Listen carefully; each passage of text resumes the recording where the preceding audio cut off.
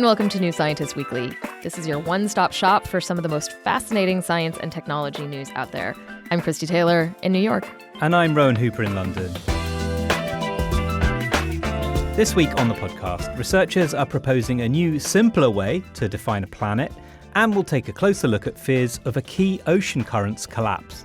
Plus, we will set sail to another solar system. Theoretically, anyway.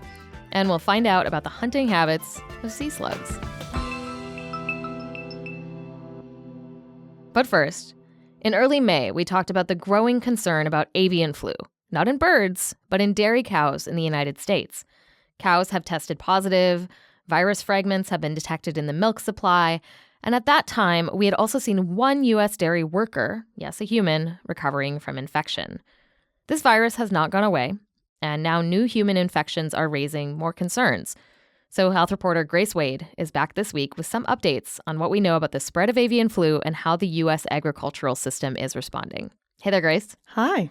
All right, so bird flu, it's a perennial concern, but of course it gets more concerning when we see more humans getting infected, since every time this animal virus jumps into a human, it has a chance to mutate and become more dangerous.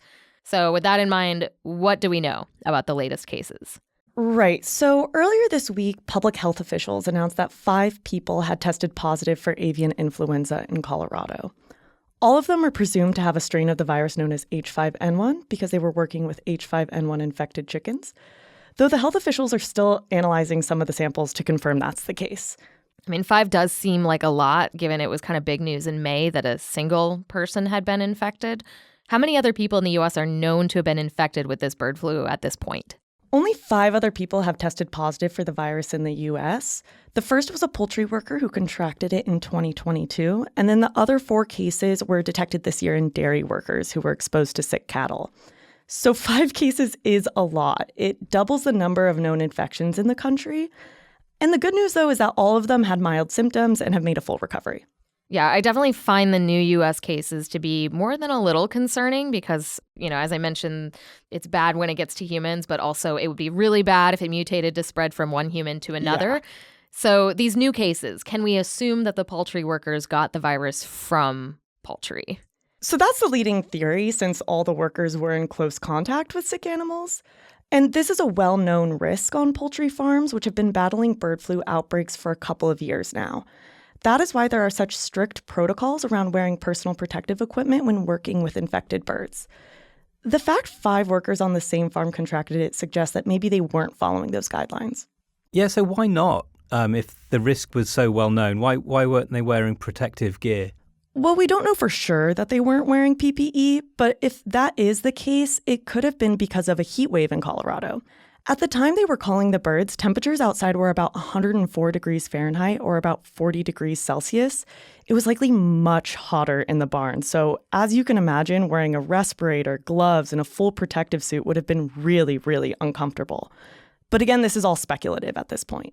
Wow, it's real interaction between the climate crisis and zoonotic disease, isn't it, if that is the case? Yeah. What about the dairy workers, though? Do we know how they contracted it? Well, that is less clear, and that's because H5N1 only began circulating in dairy cows about 5 months ago. Before that, the virus wasn't known to infect cattle, so we don't understand how it is transmitting between the cows, much less between cows and workers.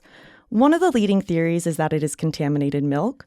We know milk from sick cows contains high amounts of the virus, so we think that maybe some of this contaminated milk is splashing onto workers' faces or getting on their hands, and then they rub their eyes or scratch their nose.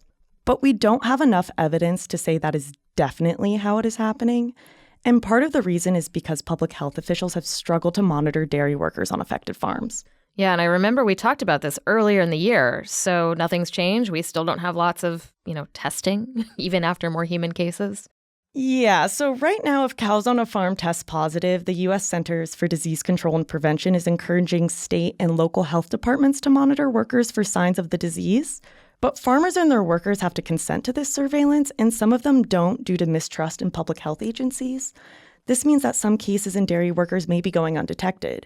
It also makes it harder for us to know what sorts of interactions between workers and cows give them the highest risk for contracting the virus.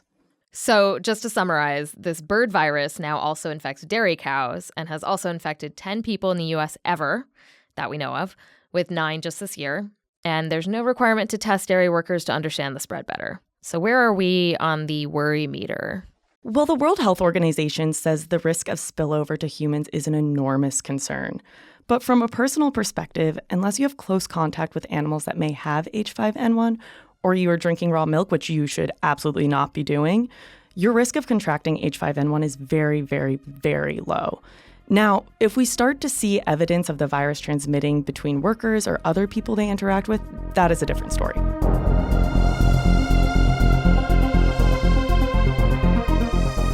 Now, I'm a big fan of gritty optimism and thinking positively about the future. And actually, just to get a plug in for my new column, that is the whole point of my Future Chronicles column for New Scientist.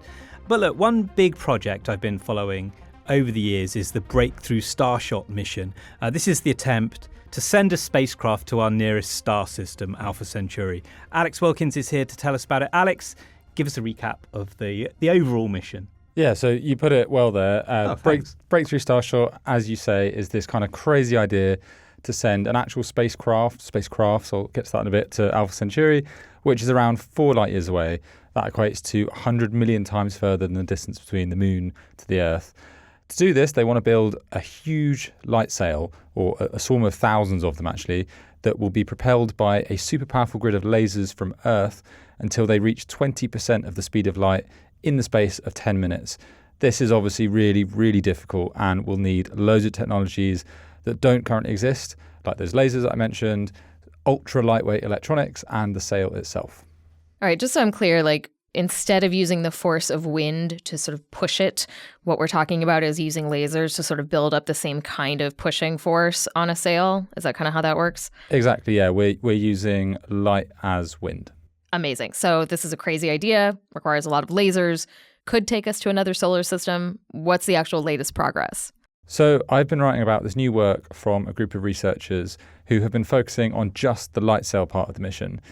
Breakthrough Starshot said at the beginning that they wanted the light sails to be around 10 square meters total, to weigh less than a gram, and be reflective enough to be propelled sustainably by that grid of lasers from Earth that I mentioned earlier. There have been groups who have been working on prototypes for years that roughly fit these specifications, but for much smaller designs, and they all take a really long time to make and produce and are not really workable to scale up because of time and cost. But this new sail that I've written about uses a completely different design process, similar to how many semiconductor chips are produced, and that means it can be made in a day and for very cheap. The researchers I spoke to estimated it would cost about €3,000 per full-size sail, so still a lot of money if you're making thousands of these things, but it looks like it might be a real path forward to producing these sails in the quantity and quality we'd need them for. I mean, I will say, when I think about the costs of space stuff, €3,000 or $3,200 actually does sound kind of affordable. Yeah. So can you tell us a little bit about what the sail looks like? What kind of engineering went into it? How is it special? Yeah, so the prototype that the team made is made out of silicon nitride. It's a kind of crystal that's quite reflected to light anyway, but they've used this AI algorithm to find the optimal pattern of holes to punch out, and it looks like this kind of funny bean, or the researchers described it as potato-shaped pattern. It's actually pentagons, but kind of with curved edges, and that pattern will save the most weight and make it as reflective as possible. The prototype that they produced is around the size of your palm, so 60 square millimeters. It's 1,000 times thinner than a human hair and weighs just a few micrograms, or about as much as a bacterium. The researcher described it to me as effectively like a massive bubble, except much lighter and thinner than any bubble you've ever seen. And when you see pictures of this thing, it looks really cool. It's got this amazing rainbow pattern from the reflected light that comes off it. Wow, that does sound amazing. It sounds very delicate as well, actually. Okay, it's a prototype. What are they going to have to do to, go the whole way? And, for the mission as a whole, what's left? Yeah, so this is a good bit of progress and it's a good advance, but there are still some very big hurdles. The researchers told me it was scalable, which is obviously important, but the semiconductor facilities where they might make it can currently only go up to 400 square millimeters, whereas we need to go up to 10 square meters. So we need to build a custom chip facility to make this. And they also need to test this thing and find that it's actually going to be able to be pushed by a laser and not completely fall apart. So they're currently making preparations to try and levitate this chip in the lab with a laser, but they haven't done it yet.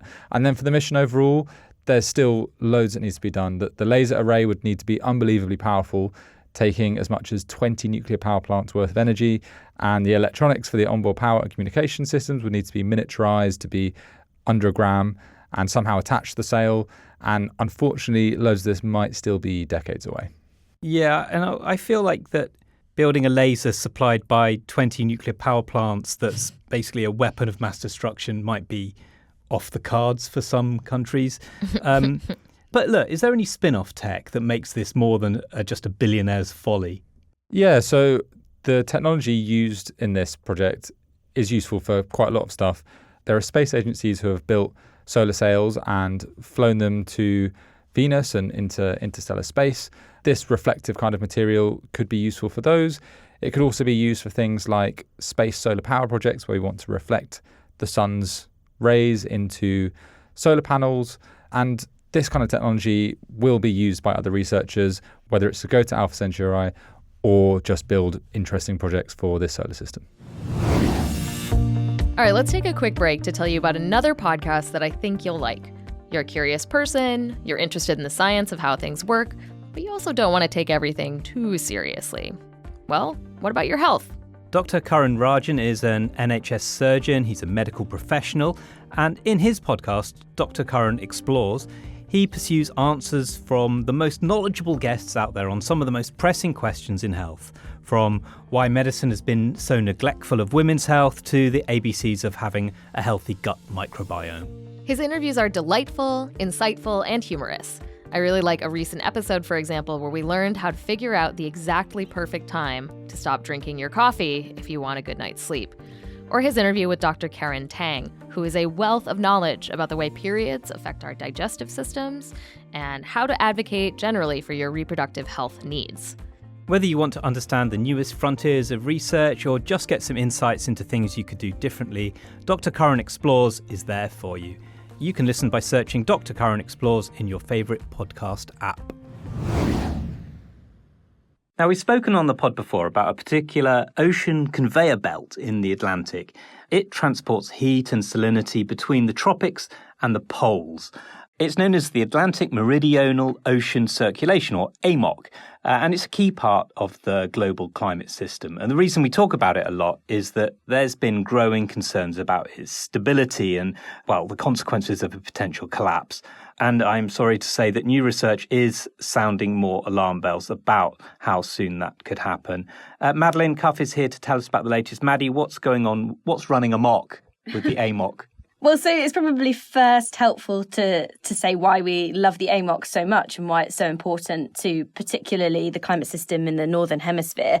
It's essentially one of the reasons why cities like London are milder in the winter compared to New York, despite them being further north. So basically, the AMOC helps to move heat northwards in the Atlantic, keeping Northern Europe's climate relatively temperate.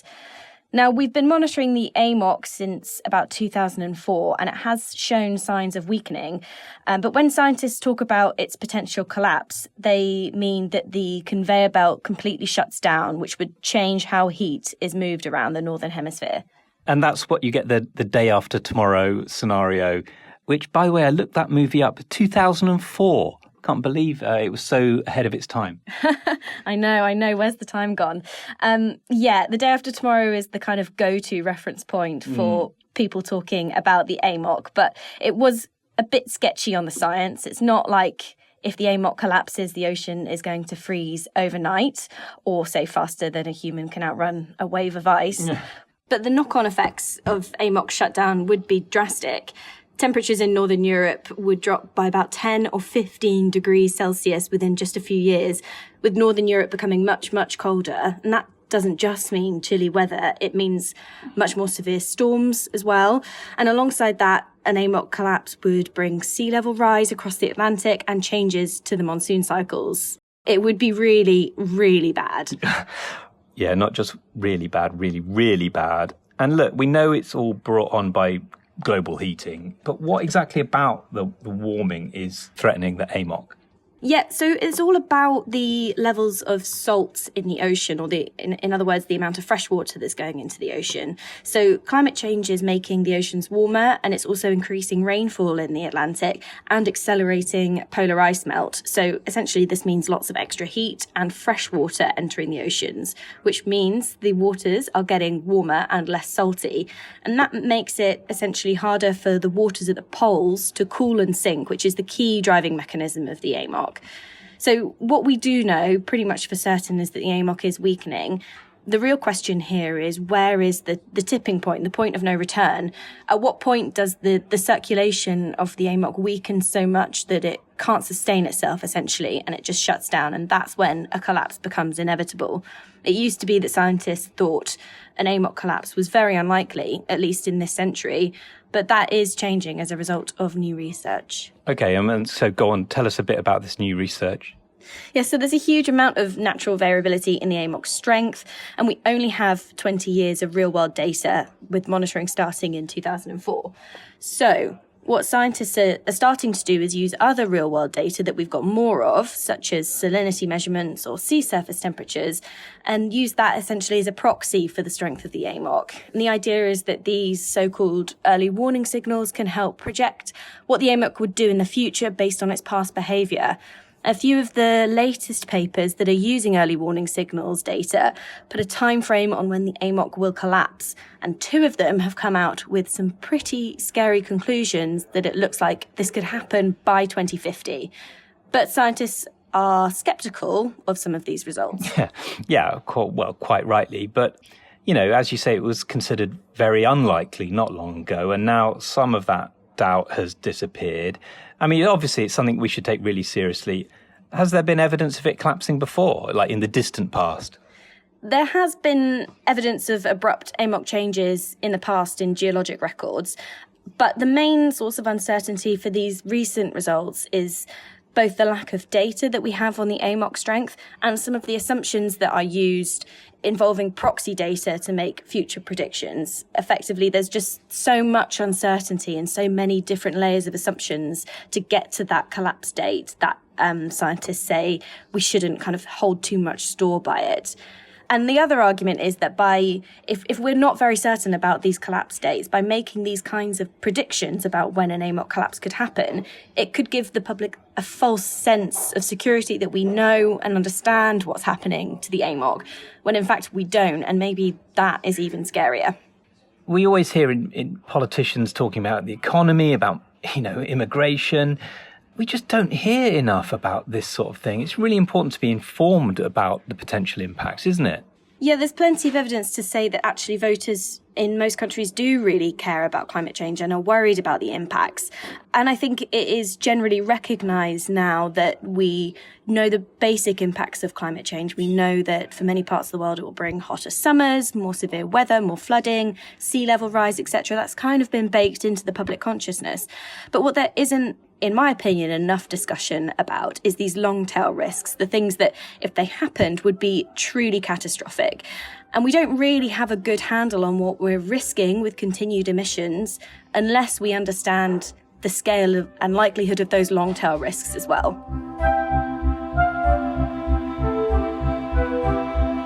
When you picture an animal that hunts in packs, you might imagine wolves stalking prey through a snowy forest, or lions working together to bring down a zebra, or even orcas chasing a seal, or maybe a yacht. But this form of social cooperation isn't limited to large carnivores. Turns out that a tiny sea slug also teams up to take down their prey.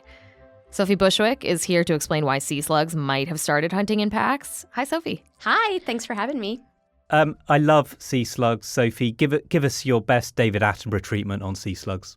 I am very tempted to do a voice right now, but I will resist the urge. We're going to talk instead. Whisper closely. Whisper it to the microphone. You might scare those nudie branks away. No, you don't want to hear me do an accent. I'm not going to subject everybody to that. Right. Instead, I'm going to tell you about slugs, specifically this one species, Bergia stephaniae.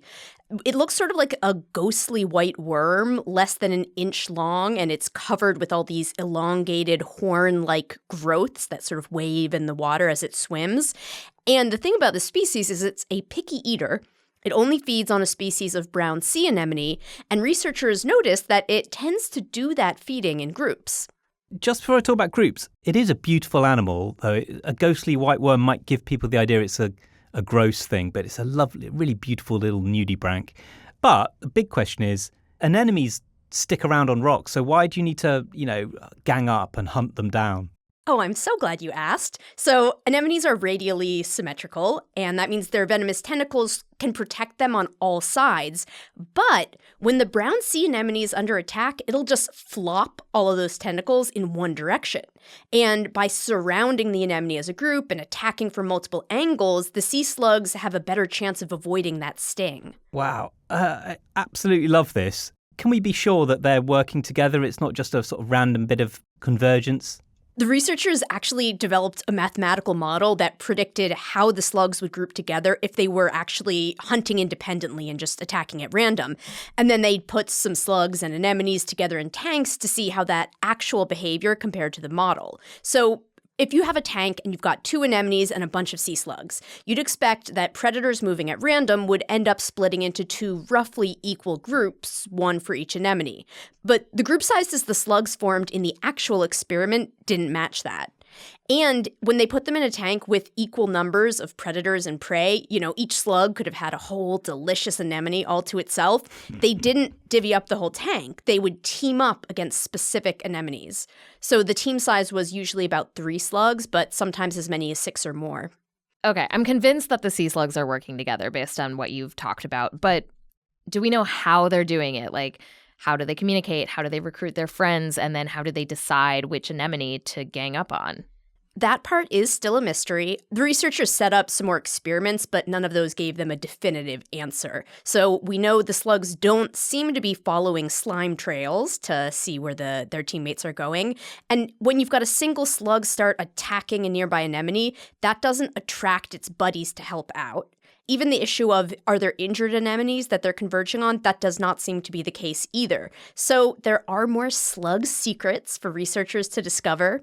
And the other thing they can look at is they were looking at all this behavior in tanks. And sea slugs might hunt differently when they're out in the wild. Now, Christy, how do you feel about Pluto? And by that, I mean the former planet, not the Greek god of death. You mean, how do I feel about it not being a planet? It was sentimental. I grew up being taught, a specific list of names of planets. But I'm a grown-up. I can accept that we need words to mean specific things in science. And that was one of the big reasons Pluto got downgraded. Yeah, it's been 20 years now since Pluto was reclassified. I looked on Twitter and the hashtag Justice for Pluto is still active. Some people don't give up. Well, it did cause a lot of hurt. So the International Astronomical Union now classes Pluto as a dwarf planet because it's too small to clear its own orbit of rocks and other debris. But what if we came up with a whole new set of criteria for planetary status? Christy, that's what someone's proposing, right, this week? Right. So the current set of criteria, it's not just about debris or how well your mass kind of gravitationally dominates your orbit, but also how round you are, which is another indicator of having a very large mass. And at least in this solar system, a planet is also defined as having to orbit around the sun. But Jean-Luc Margot at the University of California in Los Angeles is proposing a new set of criteria that is really just based on mass alone. So on the small end, a planet has to be bigger than 100 billion trillion kilograms, which is also 0.5% the mass of Jupiter, if you want to try to wrap your head around that. And it has to be smaller than 13 times the mass of Jupiter, which is the point at which you start to see some star-like fusion activities. Right. It also has to orbit a star, a brown dwarf, or even just the remnant of a dead star. And that's it. All right, so we like this method, do we? It's simpler, and also it can be used to classify exoplanets much more easily. Mm-hmm. But unfortunately, for the Justice for Pluto people, this system does still result in the same 8 planets that we've got in our solar system. So Pluto is still out, but it looks like it could be a really simple definition for planetary status. And this guy, Margot, he's hoping it's going to get picked up formally by the International Astronomical Union.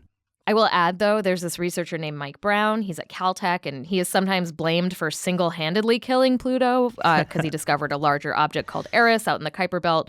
He also says it's just really hard to create definite categories in astronomy. He says we don't even have definitions for what a star is, what a galaxy is, etc.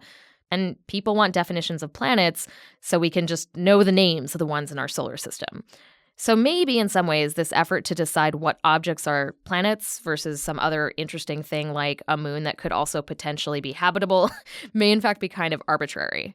I never quite understood why people were so invested in Pluto's label. When it got downgraded, why people were so upset. Yeah, I mean, as I said, I had some sadness as, someone who grew up as a child, like with, again, this list of names.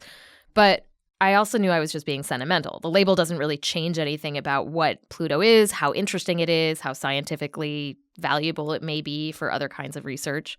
Yeah, Pluto wasn't destroyed. It's still there. It still has value. Yeah, it's still got value, and we still are sending missions to learn more about it. And it does seem like it can only benefit research if we're taking a more realistic look at how an object's size influences the things that it does, including, clearing its orbit. That's it for this week. If you like the show and think more people should know about us, please do give us a 5-star rating and do drop us a review on Spotify and or Apple Podcasts. We've got more fascinating stories from New Scientist on our website at newscientist.com. We'll be back next week. Bye for now. Bye-bye.